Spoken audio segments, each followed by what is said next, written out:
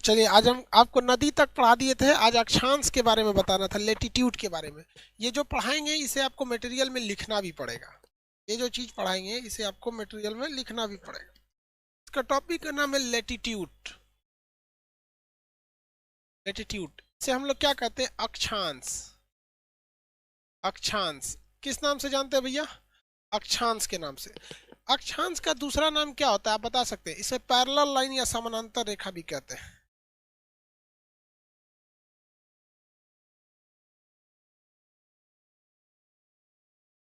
एक सेकेंड।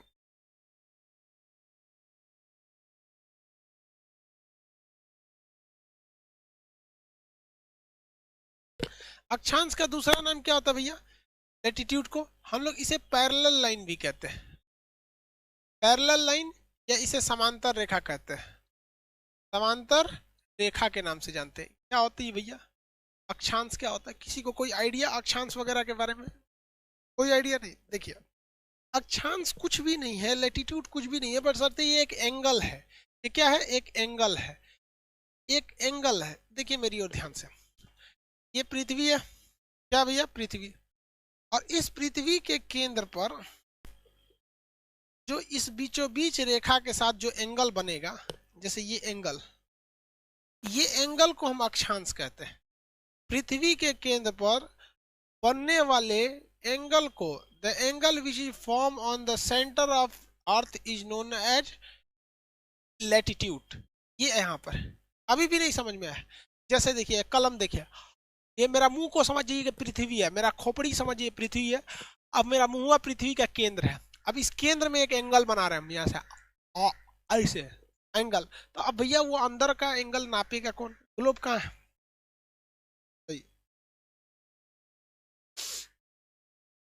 पृथ्वी के अंदर बनने वाला एंगल को हम क्या कहते हैं भैया?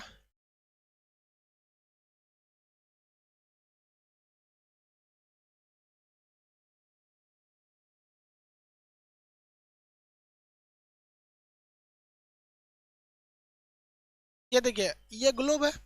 अब इस ग्लोब के पृथ्वी के अंदर कौन सा एंगल बना है? तो इसके लिए तो हमको फोड़ के अंदर घुसना पड़ेगा। सोच रहा ग्लोब भड़क जाएगा यहाँ पे।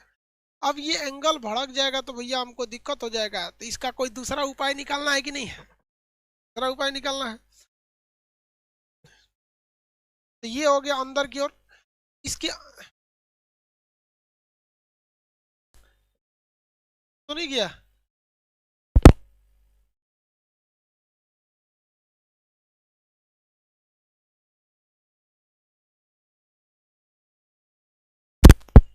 सर्वर चेक करो ऊपर से।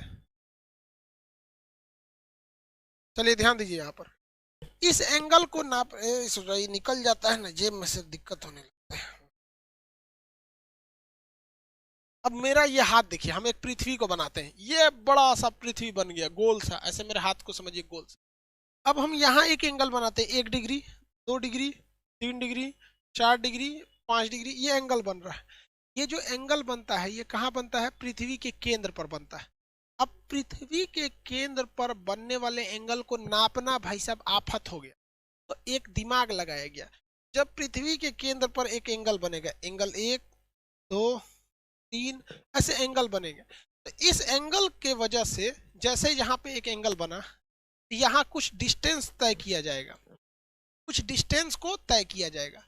और मान के चलिए एक और एंगल बन गया, फिर भी कुछ डिस्टेंस तय किया जाएगा। 1 डिग्री, मान के ये 1 डिग्री है, ये 2 डिग्री है, ये 3 डिग्री है, ये 4 डिग्री है। तो बार बार कुछ ना कुछ तो दूरी भी तय की जाएगी।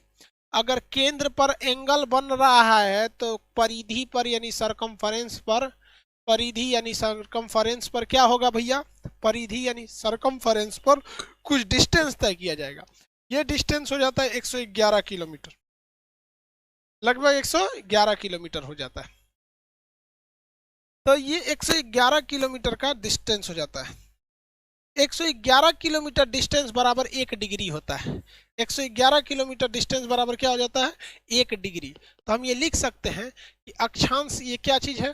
तो भैया ये किसी भी पृथ्वी पर, ये पृथ्वी है।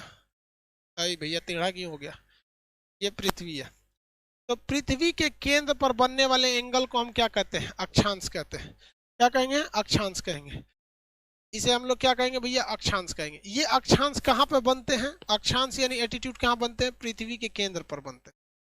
अक्षांश की कुल संख्या कितनी हो जाएगी, 360। अक्षांश की कुल संख्या कितनी होगी, 360। कैसे भैया 360, देखिए 360 कैसे, 360 नहीं सॉरी, देखिए अक्षांश टोटल ऊपर की, ये एंगल ही है ना, अक्षांश क्या है, एंगल है। इस रेखा पर अधिकतम आप इसे एंगल बना सकते हैं 90 डिग्री का। तो टोटल 90 अक्षांश कहाँ बन जाएंगे, ऊपर की ओर। टोटल ऊपर की ओर कितने अक्षांश बनेंगे, 90।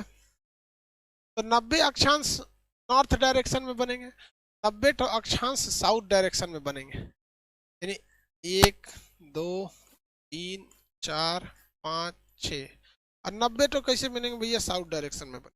टोटल अक्षांश कितने हो गए, गिनिए तो, टोटल अक्षांश गिन के बताइए। टोटल अक्षांश कितने हो गए, 90 नॉर्थ 90 साउथ। 360 नहीं होगा, देशांतर होता है, वो गलती से हम बोल दिए थे यार, कभी कभी गलती निकल जाती है जुबान से, उसको इतना सीरियस नहीं लीजिए। कंप्यूटर थोड़े आदमी जो फीड कर दिया वही बोलेगा। बहुत से लड़कों का 180 आ रहा है, कई से लड़कों का 181 आ रहा है। भाई साहब एक और भी तो है एक्स्ट्रा, ये वाला, ये 0 डिग्री, ये 0 डिग्री। और टोटल अक्षांश एक और होगा जिसका नाम होगा 0 डिग्री। अक्षांशों की कुल संख्या 181। अक्षांशों की कुल संख्या 181। 181 सबसे लंबी अक्षांश कौन सी होती है, सबसे लंबी अक्षांश बताइए, सबसे लंबी अक्षांश 0 डिग्री। इस 0 डिग्री वाले का नाम बताएंगे आप, इसे 0 डिग्री वाली अक्षांश कह सकते हैं। इसे आप पृथ्वी के बीचों बीच से जाती इसलिए इसे भूमध्य रेखा कह सकते हैं, भूमि के मध्य से जाती इसलिए ये रेखा का नाम हो जाता है भूमध्य रेखा। इसको आप एक और नाम दे सकते हैं, विषुवत रेखा, विषुवत रेखा। इसे आप एक और नाम दे सकते हैं, उसका नाम क्या हो सकता है भैया, विषुवत रेखा के बाद इसका एक और नाम दे सकते हैं, कौन सा नाम हो सकता है बता सकते हैं। उसका नाम हो सकता है भैया, विषुवत रेखा के बाद नाम होगा आपका इंग्लिश में इक्वेटर। इंग्लिश में क्या हो जाएगा भैया, इक्वेटर हो जाएगा। तो यही है भैया, ये सबसे लंबी रेखा है। अब बात करते हैं, देखिए किसी दो अक्षांशों के बीच की जो दूरी होती है, किसी भी दो अक्षांशों के बीच की जो दूरी होती है, उसके बीच की दूरी को हम क्या कहते हैं, कटिबंध कहते हैं। दो अक्षांशों के बीच की दूरी हमेशा 111 किलोमीटर होती है। कितनी होती है, 111 किलोमीटर हमेशा फिक्स होती है, इसमें कोई चेंजिंग नहीं आएगा। और इस दूरी को हम लोग कहते हैं जोन। क्या कहेंगे, जोन। हिंदी में क्या कहते हैं, कटिबंध कहते हैं, कटिबंध कहते हैं। क्या कहेंगे, कटिबंध। तो दो अक्षांशों के बीच की जो दूरी होती है वो हमेशा होता है। क्या ये अक्षांश पैरेलल होते हैं, हाँ हमेशा पैरेलल होते हैं। हमेशा ये अक्षांश एक दूसरे के समानांतर होते हैं, लेकिन इन्हें तिरछा ड्रॉ किया जाता है। ऐसा तिरछा इसलिए ड्रॉ किया जाता है कि इस ग्लोब पर कोई भी रेखा आप सीधी खींचिएगा, इस ग्लोब पर कोई भी सीधी रेखा खींचिएगा, दूर से वो तिरछा लगेगा, क्योंकि वो आगे जाके घूम गया है, न कि वो तिरछा है। आगे जाके क्या हो गया, घूम गया है, न कि वो तिरछा है। आगे जाकर घूम गया है, न कि वो तिरछा है। किसी को कोई दिक्कत नहीं है, किसी को कोई दिक्कत नहीं है। तो पैरेलल होते हैं लेकिन पैरेलल दिखते नहीं है। अब आप बताएंगे, हम दो फिगर ड्रॉ कर रहे हैं। फिगर ये है, फिगर नंबर 1। हम एक अक्षांश को यहाँ पे से ड्रॉ कर रहे हैं। अक्षांश मतलब समझ रहे हैं, लेटीट्यूड, लेटा हुआ है इसलिए लेटीट्यूड कहते हैं, लेटा हुआ है इसलिए इसे क्या कहते हैं, लेटीट्यूड कहते हैं। एक दूसरा फिगर ड्रॉ कर रहे हैं, इसमें भी लेटीट्यूड बता रहे हैं। लेटीट्यूड क्या पैरेलल होते हैं या नहीं होते हैं, पैरेलल होते हैं। दोनों ही फिगर किस चीज का है, तो भैया ये अक्षांश का है। किसका है, अक्षांश का है। इंग्लिश में बोले तो लेटीट्यूड का है। आप बताएंगे फिगर नंबर 1 और फिगर नंबर 2 में कौन सही है, दोनों ही फिगर लेटीट्यूड, कौन सा सही है। दिख तो यही सही रहा है, ये सही है या ये सही है, तो फिगर फिगर नंबर 2 सही है। रीजन क्या है कि आप किसी भी ग्लोब पर एक सीधी रेखा खींच, अब बात देखिए ना, इस पे हम अगर सीधा रेखा खींचेंगे तो दिखेगा कैसे, तिरछा मार्कर है,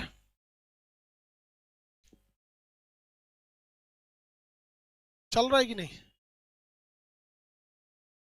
अब जैसे देखिए ये इस पे सीधी रेखा खींचने का रास्ता क्या है?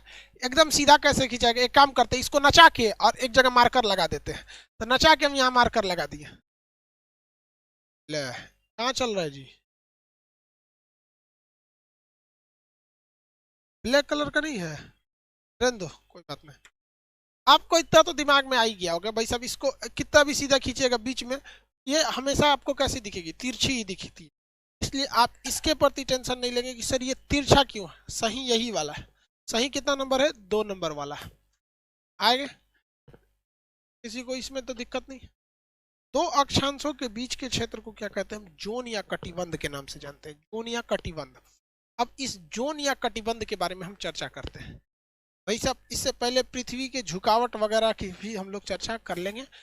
यहाँ जरा देखते हैं, पृथ्वी जो है वो झुकी हुई है। कितने डिग्री झुकी है भाई? 23.5 डिग्री। पृथ्वी कितने डिग्री झुकी हुई है? 23.5 डिग्री। अब ये देखिए, पृथ्वी का ये क्या है? अक्ष है। ये पृथ्वी का क्या है? अक्ष है। यहाँ पे ये सीधी ना होकर कितनी डिग्री झुकी है? 23.5 डिग्री झुकी है। 23.5 डिग्री पृथ्वी 23.5 डिग्री झुकी है और अपने तल के साथ 66.5 डिग्री झुकी हुई है। तो कहेगा कि पृथ्वी अपने इस एक्सिस के साथ, अक्ष के साथ कितने झुकी हुई है? तो 23.5 डिग्री। और तल के साथ कितनी झुकी है? 66.5 डिग्री। समझ में गया? पृथ्वी का झुकाव कितना है? हम आपसे कहते हैं पृथ्वी अपने तल के साथ कितनी झुकी है? पृथ्वी अपने तल के साथ कितना झुकी हुई है? तल के साथ 66.5 और अक्ष के साथ यानी ऊपर वाला, अक्ष मतलब ऊपर, अक्ष मतलब ऊपर, ऊपर यानी अक्ष के साथ कितने डिग्री झुकी हुई है? तो भाई सब अक्ष के साथ झुकी हुई है पृथ्वी 23.5 डिग्री। अब इसी वजह से 23.5 और 66.5 की वैल्यू ज्यादा हो जाती है। 23.5 और 66.5 की वैल्यू ज्यादा हो जाती है। 23.5 और 66 की वैल्यू ज्यादा हो जाती है। नीचे करो ना कमेंट, ऊपर कहाँ स्क्रॉल लाओ, सबसे लास्ट में लाओ। ठीक है, आगे देखते हैं। इतना तो समझ में आ गया, किसी को कोई दिक्कत नहीं। अब एक बड़ा सा फिगर बनाते हैं। यह बड़ा सा फिगर हो गया भाई, गोला हो सकता है, तिरछा हो गया। ये कौन सी रेखा है? कितने लोग बताएंगे ये कौन सी रेखा है? ये है 0 डिग्री।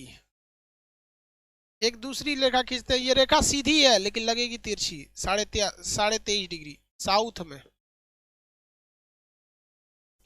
ये 66.5 डिग्री साउथ में। एक ये रेखा है 23.5 डिग्री नॉर्थ, 66.5 डिग्री। अब आपको समझ में आ रहा है 23.5 और 66.5 की वैल्यू ज्यादा क्यों है? क्योंकि इतने डिग्री पर ही पृथ्वी झुकी हुई है। इतने डिग्री पर ही पृथ्वी झुकी हुई है। इन रेखाओं के अलग अलग नाम हैं। इन्हें हम लोग विषुवत रेखा कहते हैं, विषुवत कहते हैं। इन्हें ही हम लोग इक्वेटर कहते हैं। इसको ही हम लोग भूमध्य कहते हैं। इस ससुरा के 3 गो नाम है। ठीक है, क्या गो नाम है? 3 गो नाम है। तो तीनों नामों लिखने का जरूरी है क्या? इसी को हम लोग क्या कहेंगे? भूमध्य कहते हैं। चलिए, ये वाली जो ऊपर वाली 23.5 डिग्री है ना, इसे कहते हैं कर्क रेखा, tropic of cancer. Tropic of cancer ऐसे कहते हैं मकर रेखा, tropic of capricorn. Tropic of capricorn इसे क्या कहेंगे? Tropic of capricorn. यानी ये नीचे वाली रेखा मकर रेखा, ऊपर वाली रेखा कर्क रेखा। कर्क रेखा और मकर रेखा होगा। नीचे जो है अंटार्कटिका है, इसलिए इसे कहते हैं अंटार्कटिक वृत्त। अंटार्कटिक वृत्त, अंटार्कटिक वृत्त, अंटार्कटिक वृत्त। ऊपर वाली जो रेखा इसे कहते हैं आर्कटिक वृत्त। आर्कटिक वृत्त इसे क्या कहेंगे भैया? आर्कटिक वृत्त कहते हैं। किसी को दिक्कत? आर्कटिक सर्किल वो आर्कटिक के पास है, ये अंटार्कटिक के पास है, इसलिए अंटार्कटिक सर्किट। अंटार्कटिक सर्किट, किसी को सर्किल, सर्किट नहीं सर्किट, सर्किल, सर्किल माने गोला। ये रेखाओं के नाम याद रहेंगे। बफरिंग क्यों कर रहा है? सर्वर चेक कर। बफरिंग कर रहा है क्या? एक सेकंड, नहीं कर रहा। Arctic Antarctic, very good. चलिए अब आपको ध्यान से समझते हैं आगे। सूर्य की बात करते हैं। सूरज कहाँ पर रहता है? तो सूरज को हम किस महीने से चालू करते हैं? देखिए, हम लोग चालू करते हैं दिसंबर से। इसको समझने के लिए आपको यहाँ एक भारत को बनाना पड़ेगा। यहाँ हमने बना दिया भारत, एक रफली फिगर भारत। ऐसे तो इंडिया ऐसे है नहीं, हमने एक रफली बना दिया। चलो भैया आप देखते हैं हम लोग। ये है मकर रेखा। यहाँ पर जब सूरज चला जाएगा, सूरज जब कहाँ चला जाएगा? मकर रेखा पर। आप बताइए, क्या भारत में गर्मी पड़ेगी? नहीं, भारत में पड़ेगी ठंडी। भारत में क्या पड़ेगी? ठंडी। क्योंकि भैया ये जो सूरज है ये यहाँ रहेगा तब ना हमें गर्मी पड़ेगी। ये चला आया है यहाँ पर मकर रेखा पर, तो हमारे यहाँ ठंडी पड़ेगी। तो ये आता है यहाँ पर 22 दिसंबर। कितने लोग बता सकते हैं कि 22 दिसंबर को सूर्य किस रेखा पर होता है? तो वो मकर रेखा पर होता है। सूर्य कभी भी दो ही रेखाओं के बीच में चल सकता है, कर्क रेखा और मकर रेखा के बीच में ही इसकी रोशनी ट्रेवल करती है। इसके बाद भी इसकी रोशनी जाती है, बस तिरछी जाती है, फिर वो रोशनी रह जाती है, उसमें धूप नहीं, गर्मी नहीं रहता है। जैसे शाम के वक्त भी हमें सूरज की रोशनी आती है, लेकिन वो सूरज की रोशनी में गर्मी नहीं रहती है। 5 बजे भी देखिएगा पूरी रोशनी रहती है, अंधेरा नहीं रहता है, लेकिन उतनी गर्मी नहीं रह जाती है। अभी दोपहर के धूप में बहुत गर्मी रहती है। साउंड प्रॉब्लम कैसे हो गया जी तुमको? अब इसके बाद सूरज कहाँ जाएगा? नीचे जाएगा? नहीं, ऊपर जाता है। 3 महीने का समय लेता है। तो दिसंबर हो गया ना। अब देखिए 3 रेखाएं हैं, अब ध्यान दीजिए मेरे। 3 रेखाएं हैं, एक 23.5 डिग्री ऊपर, एक 0 डिग्री, एक 23.5 डिग्री नीचे। इन्हीं रेखाओं के बीच में सूरज घूमता है। टोटल 12 महीने हैं। टोटल मंथ कितने हैं? 12 मंथ है।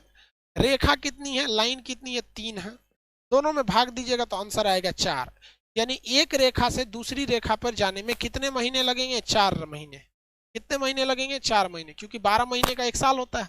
एक साल कितने महीने का? क्या हो गया भाई? सर क्या सेना भी शासन कर सकती है म्यांमार की तरह? हो भी सकता है, लेकिन भारत की सेना बहुत ईमानदार है। चलिए ध्यान दीजिए आप। 4 महीने यहां से जोड़िए, दिसंबर से जनवरी फरवरी मार्च। दिसंबर है ना, तो दिसंबर जनवरी फरवरी मार्च। अब यह यहाँ कब पहुंचेगा? मार्च को। कब मार्च भैया? 22 मार्च। 22 मार्च। अब ऊपर कब जाएगा? फिर 4 महीना, मार्च अप्रैल मई जून। जून में पहुंच जाएगा 21 जून को। जून में पहुंच जाएगा 21 जून को। इस दिन योग दिवस मनाया जाता है। 21 जून को पहुंच जाएगा। अब आप बताइए 21 जून को जब इस ससुरा भारत के ऊपर पहुंचेगा, कर्क रेखा के ऊपर, तो भारत में एकदम कड़कड़ा के गर्मी पड़ेगी। आप देखिए ना, यहाँ पहुंचेगा तो भारत में एकदम कड़कड़ा के गर्मी पड़ेगी कि नहीं पड़ेगी? एकदम कड़कड़ा के गर्मी पड़ेगी भारत में।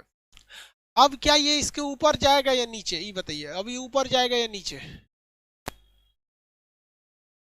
ऊपर जाएगा या नीचे?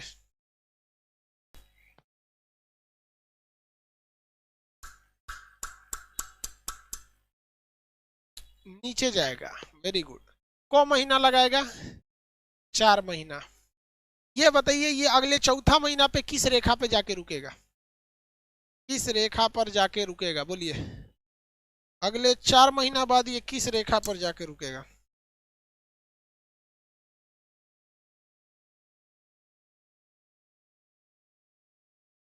देखो मकर रेखा पे लेके चल गया, 0 डिग्री हिल जाएगा। मैंने, तू लोग क्या सोच रहा है? यहाँ से उठा के एक बार यहाँ लेके चला है, 0 डिग्री पे ना रुकेगा? मौका है रे तू लोग।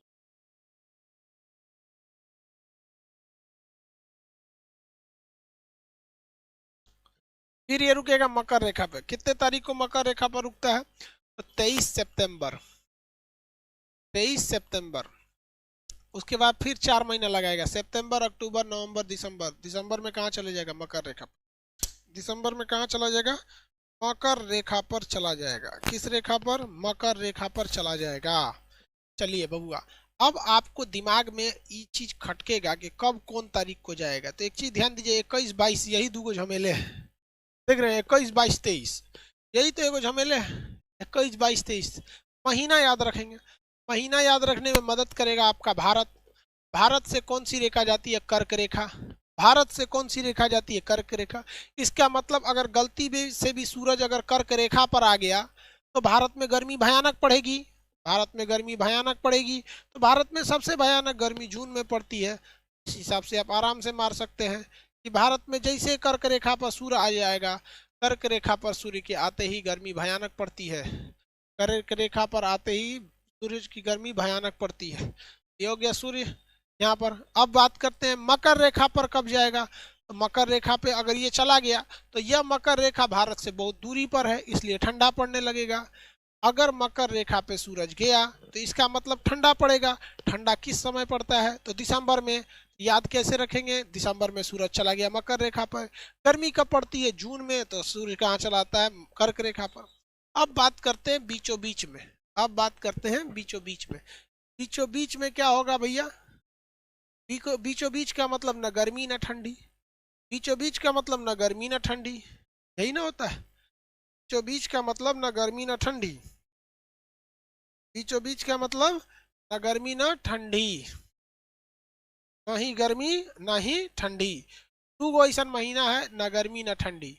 जैसे मार्च खूब शादी ब्याह होता है लगन में, और एगो सितंबर। मार्च और सितंबर न गर्मी न ठंडी। मार्च सितंबर में न ज्यादा गर्मी पड़ती है और ना ही ज्यादा ठंडी पड़ती है, मॉडरेट रहता है, एकदम कॉमन रहता है। तो आपको दिन तारीख तो याद ही रह जाएगा। बाकी क्या चीज? 21, बस सितंबर में 23 जोड़ देना है। सितंबर में 23, सितंबर में 23। बाकी सब में मार्च मार्च मार्च। जून में क्या डालना है? 21। सितंबर 23, सितंबर 23, सितंबर कैसा? 23। और जून कितना? 21। बाकी सबको क्या थमा देना है? 22। आगे बढ़ जाएं। अब हम आपसे क्वेश्चन पूछते हैं।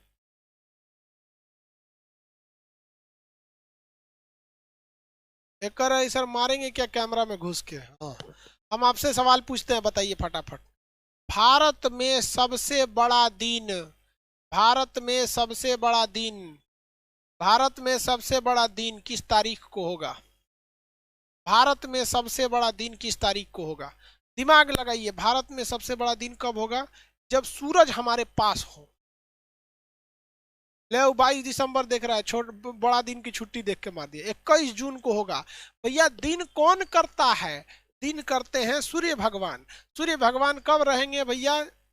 तो ये 21 जनवरी को। कब रहेंगे? 21 जनवरी को। समझ में आ गया कि नहीं? क्या कब? 21 जनवरी, 21 जनवरी को। आगे बढ़े। 21 जनवरी, सॉरी जनवरी बोल दी, जून। ओहो सॉरी सॉरी यार, ससुरा बुढ़ौती में दिमाग काम नहीं करता है। जनवरी को जून उल्टा बोल दिया। अब आप बताएंगे भारत में सबसे छोटा दिन कब होगा? जब यहां से सूरज हमेशा के लिए विदा हो जाए। तो भारत में सबसे छोटा दिन कब होगा? भारत में सबसे छोटा दिन कब होगा? 22 दिसंबर को। क्योंकि सूरज तो हमेशा बहुत दूर चला गया है, बहुत दूर, बहुत दूर सूरज चला गया। समझ में आ गया? 22 दिसंबर।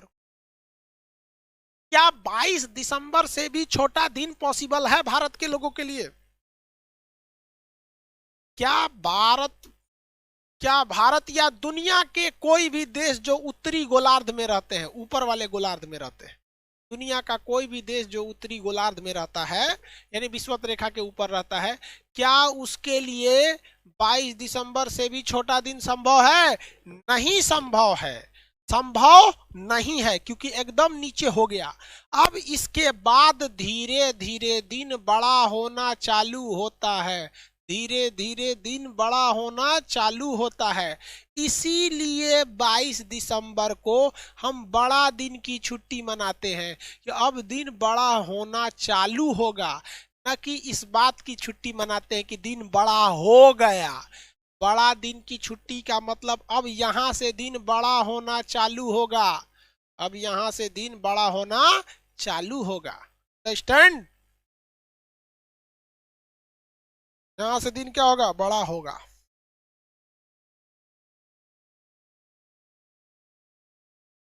किसी को कोई दिक्कत नहीं? समझ में आ गया? किसी को कोई दिक्कत नहीं है? तो ये सादा आप अपना मटेरियल खोलेंगे, जहां तक हमने आपको नदी में पढ़ा दिए थे, नदी जहां पढ़ाए थे वहां नदी में खोलिए, ये फिगर बनाइए, लास्ट में सादा पेज होगा 3-4 आप बताएंगे थोड़ा सा, दिन और रात बराबर कब हो जाएंगे? दिन और रात बराबर कब हो जाएंगे?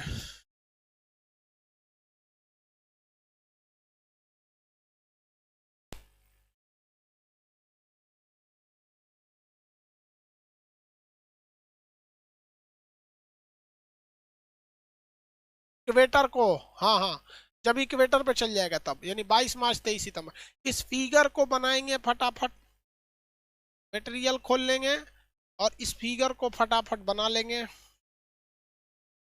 जल्दी जल्दी फिगर को ड्रा कर लेंगे।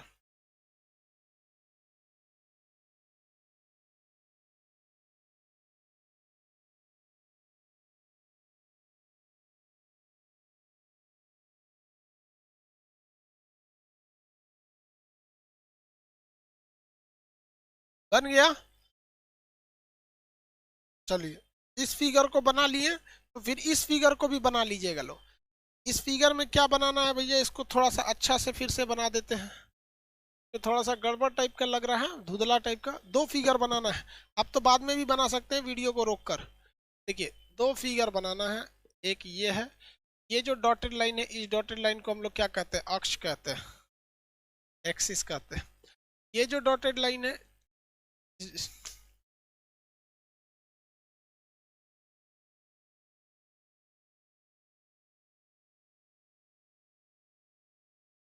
ये जो डॉटेड लाइन है इसे हम लोग क्या कहते हैं? तल कहते हैं। ये है भैया हमारा तल, और ये है हमारा भैया अक्ष। अक्ष, पृथ्वी जो है अक्ष से कितने डिग्री झुकी हुई है? अक्ष से झुकी है 23.5 डिग्री, और अपने तल के साथ झुकी है 66.5 डिग्री, यानी तल से झुकी है 66 डिग्री, 66.5। किसी को कोई दिक्कत नहीं? चलिए, तो अब जो बोल रहे हैं उसको लिखिए, अब जो बोल रहे हैं उसको लिखना चालू कीजिए, मटेरियल खोल दीजिए, लिखवाएं। सर मेरा हिस्ट्री में एडमिशन नहीं हो पाई, यहाँ देख रहा है जिनका एडमिशन हुआ उनका क्लासे ना चल पा रहा है, ज्योग्राफी वाला का ठेल ठेल के चालू कर रहे हैं, नहीं हो रहा है, जबरदस्ती। आज एप्लीकेशन को बैलेंस बनाने के लिए आज क्लास आधे घंटा चला आपका मैप वाला, तो हिस्ट्री में पढ़ाओ, भर भी लो जगह। 11 लाख लड़का पढ़ रहा है, पूरा एप्लीकेशन ब्लास्ट कर जाएगा। समझ में आ गया? ज्योग्राफी आज चलेगा भी तो आधा घंटा ही चलेगा,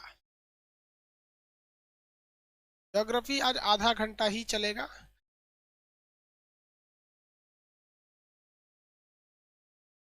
कल फुल घंटा चलेगा, आज आधा घंटा ही चल पाएगा, कल फुल घंटा चलेगा।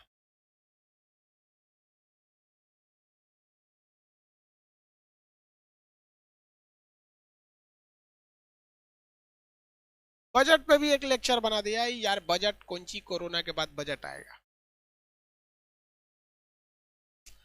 बोले,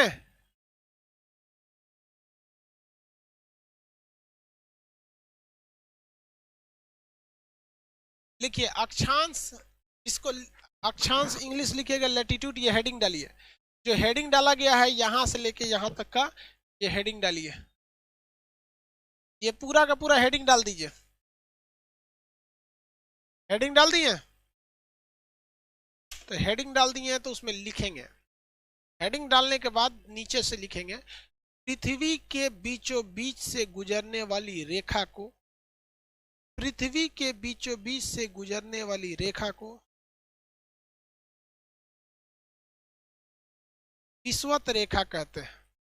पृथ्वी के बीचों बीच से गुजरने वाली रेखा को विषुवत रेखा कहते हैं। इंग्लिश वाला लिखेंगे, equator is an imaginary line which divides earth into equal part.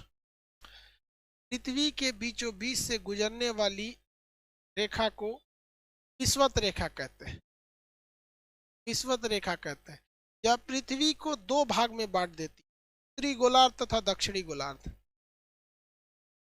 यह पृथ्वी को दो बराबर भागों में बांट देती है, उत्तरी गोलार्ध तथा दक्षिणी गोलार्ध। उत्तरी गोलार्ध तथा दक्षिणी गोलार्ध। उत्तरी गोलार्ध तथा दक्षिणी गोलार्ध।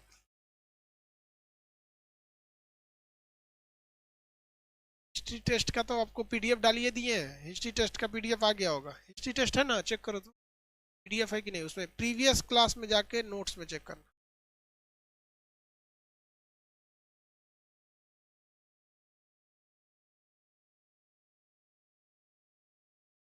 हो गया,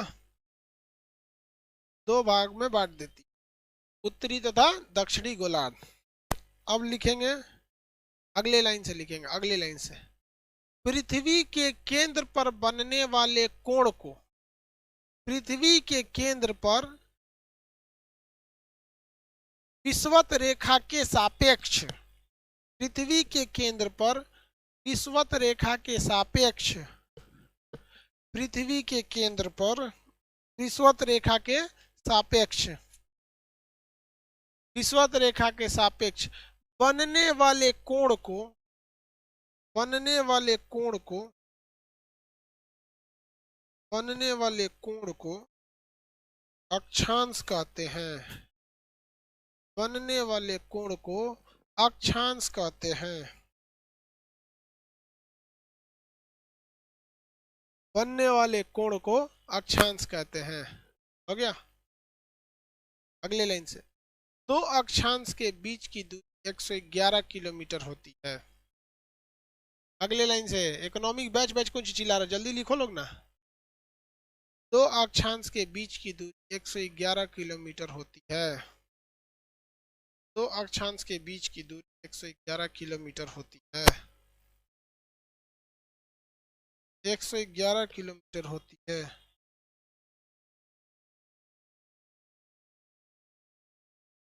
एक 111 किलोमीटर होती है।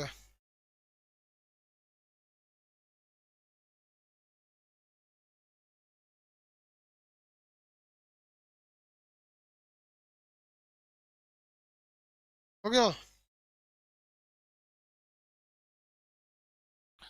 अरे यार, मेरा ये YouTube अकाउंट फ्रीज क्या कर दे रहा है बार बार। देखो इधर 9 लाख लोग देख चुके हैं। यहाँ पब्लिक को बता रहा है कि 4.5 लाख लोग देखे हैं। इमरान खान को जिसमें हम नचनिया बनाए थे, मेरा अकाउंट देखो, यहाँ व्यूज कितना है, 4,86,000।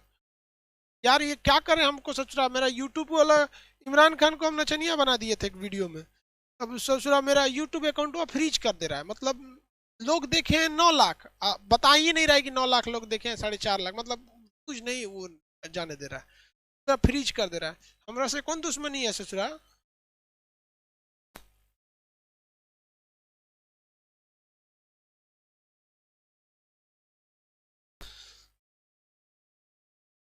आंटी घुसिया गई, हाँ चलो छोड़ो।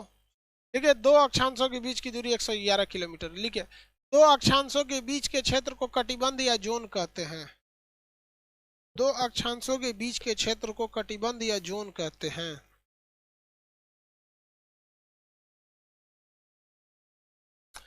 दो अक्षांशों दो अक्षांशों के बीच के क्षेत्र को कटिबंध या जोन कहते हैं। दो अक्षांशों के बीच के क्षेत्र को कटिबंध या जोन कहते हैं। कटिबंध या जोन कहते हैं।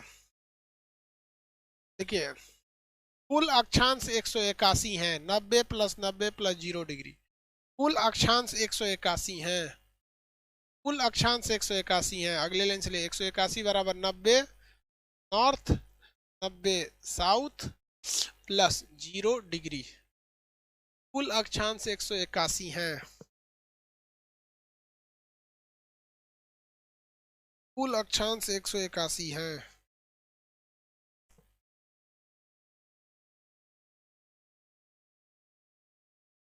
कुल अक्षांश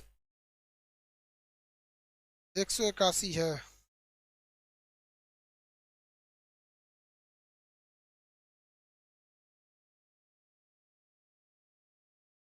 कुल अक्षांश 181 है। हो गया। चलिए अक्षांश समझ में आ गया।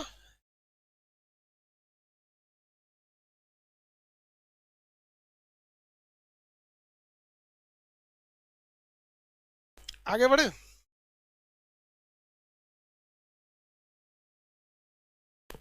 अब नेक्स्ट क्लास कल समझाएंगे अक्षांश के बारे में, ठीक है। आज के लिए इतना ही।